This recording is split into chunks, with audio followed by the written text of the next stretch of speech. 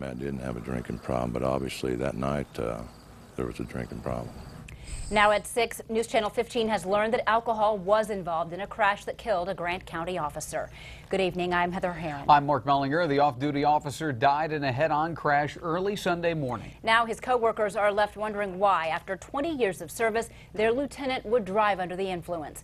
News Channel 15's Adam Widener was the only local reporter to speak with the Grant County Sheriff today. And Adam, what did he have to say about what happened?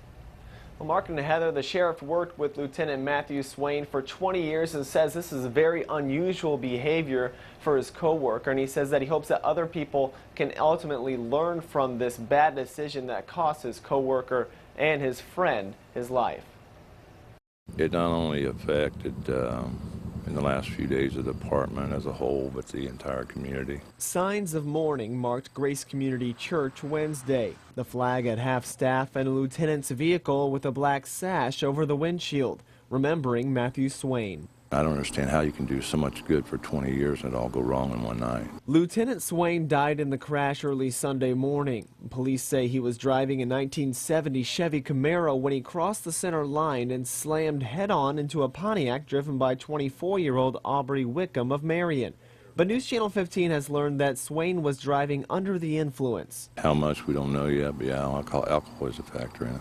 Swain was off-duty at the time. Sheriff Himelick said he refused to give his keys to deputies on duty and then drove off under the influence. I think at some point there was a scuffle with the keys. But I don't know if by them or by some other individuals who were there at the time, and I think a lot of that's being investigated with the investigators with state police. Officers were trying to locate Swain at the time of the accident, but were too late. Now officials tearfully look back at Sunday's accident with more questions than answers, wondering why the man sworn to put people first would make such a bad decision.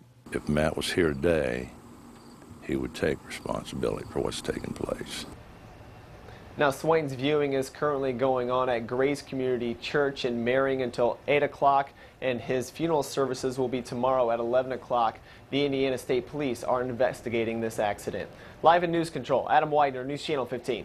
And Matthew Swain leaves behind a wife and 3 kids.